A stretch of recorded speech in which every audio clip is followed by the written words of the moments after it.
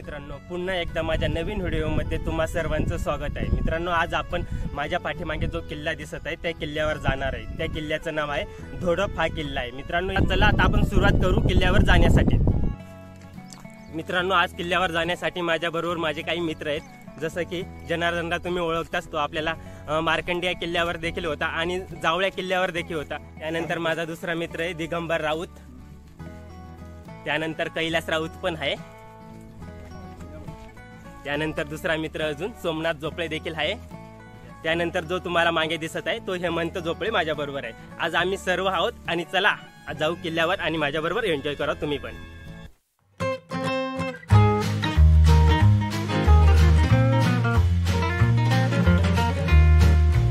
आपल्याबरोबर किल्ल्यावर जाण्यासाठी अजून आपल्याला एक मित्र मिळाले, ते अहिवंत वाढून आले। त्यांचं नाव आहे गुलाब गांगोडे, हे अहिवंत वाढून आलेले। तर चला ते पण आपल्याबरोबर मिळालेत, आपण किल्ल्यावर जाऊ।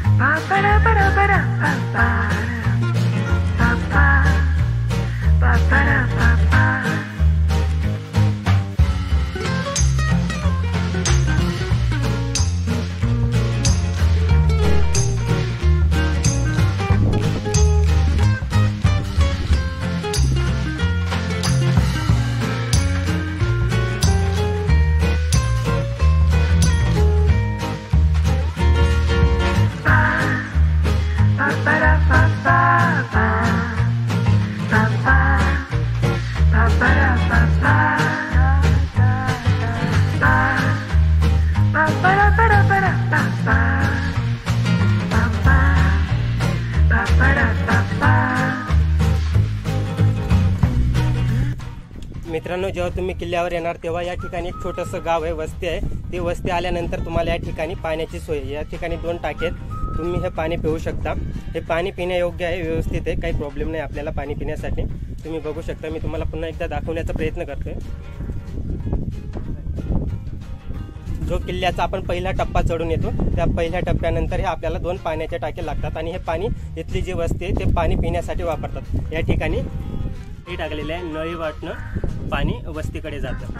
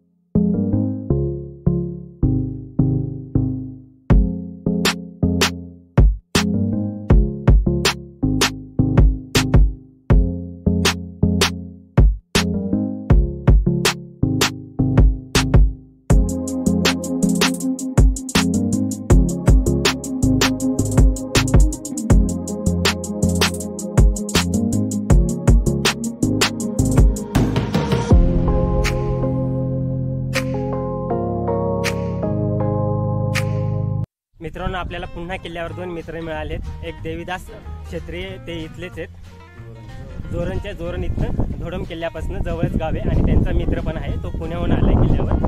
मित्रांनो, आता आपण किल्ल्यावर जाऊ. चला मग आपण आता वरती जाऊया.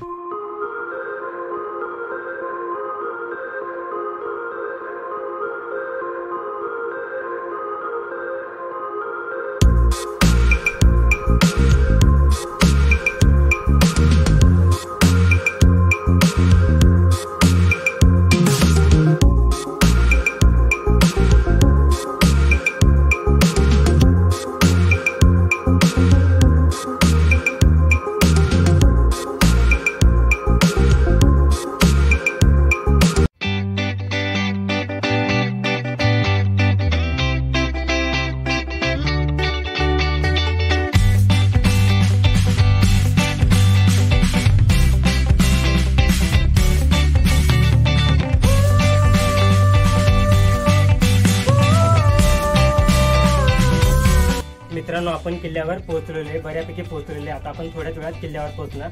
पण मित्रांनो, किल्ल्यावर पोहोचण्याच्या पहिले मी तुम्हाला काही दाखवू इच्छितो. मित्रांनो, तुम्ही इथं बघू शकता, हा जो शिलालेख आहे मित्रांनो, हा पारशी भाषेतील आहे.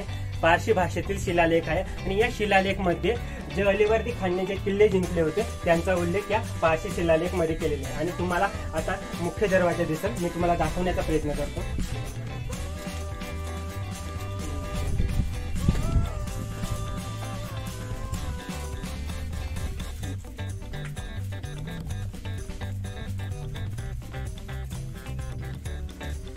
मित्रांनो, हा किल्ल्याचा मुख्य दरवाजा आहे आणि या ठिकाणी तुम्ही बघू शकता, हे जे होते मित्रांनो, हे तर या ठिकाणी हे जो किल्ल्याचा दरवाजा होता, ते किल्ल्याचा दरवाजा लॉक करण्यासाठी जी सिस्टीम वापरली जायची. मित्रांनो, या ठिकाणी लोखंडाचा गज लाकूड असतो, तो भक्कम लाकूड या ठिकाणी टाकला जायचा. त्यामुळे जे बाहेरून शत्रू येईल, तो शत्रूमुळे जो किल्ल्याचा हा मुख्य दरवाजा असतो हा पॅक राहील. कारण की जेणेकरून जे बाहेरचे सैन्य असतील, जे मुघल सैन्य होते त्यावेळेचे, ते किल्ल्यामध्ये येऊ शकणार नाही. या प्रकारे ही किल्ल्याची व्यवस्था केली जात होती. आणि प्रत्येक किल्ल्यावर मित्रांनो तुम्हाला हे असे जे दगडामध्ये कोरलेले एक प्रकारे होल म्हणू शकतो, तुम्ही बघू शकता, तुम्हाला दिसत असतील, हे दोघं बाजूला आहे. तुम्ही या साईडला पण बघू शकता,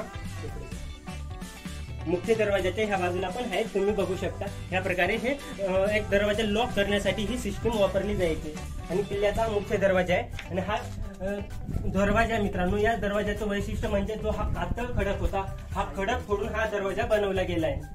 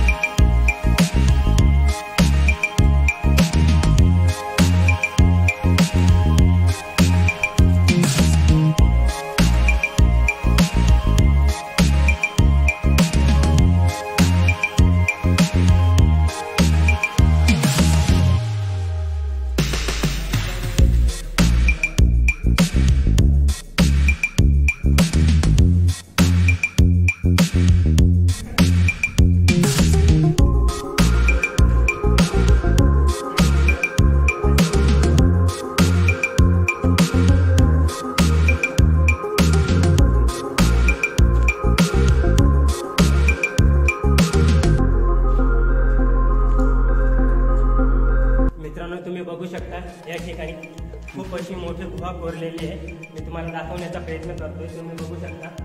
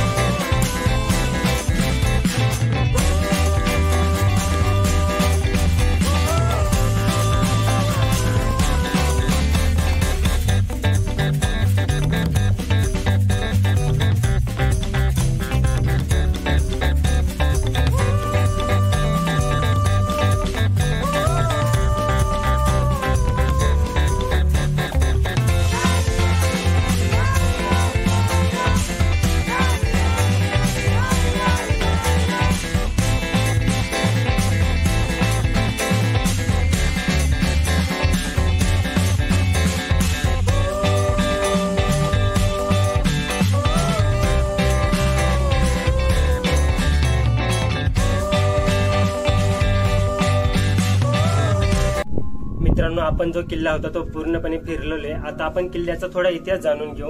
हा किल्ला आहे मित्रांनो, हा कळवण तालुक्यामध्ये येत असतो.